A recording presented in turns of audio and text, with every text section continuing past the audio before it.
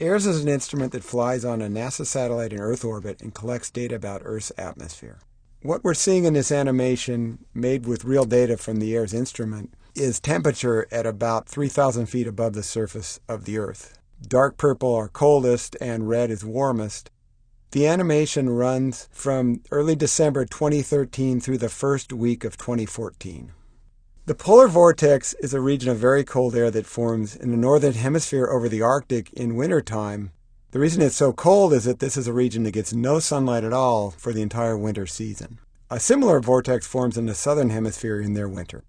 The polar vortex is normally a distorted donut of cold around the poles. It more or less forms a circle, though not perfectly. In fact, in the northern hemisphere, it tends to be more distorted than in the southern hemisphere. This movie starts with a fairly normal polar vortex, concentrated mostly over Canada and the Arctic. But quickly, that vortex moves south over eastern North America.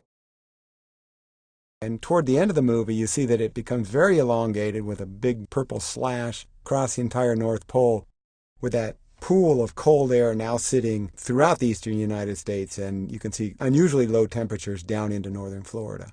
What's unusual here was that a low-pressure system developed around Hudson Bay, and as with all low-pressure systems in the northern hemisphere, the air moved counterclockwise around it, and that counterclockwise movement brought very cold air from the Arctic all the way down into the east coast of the United States.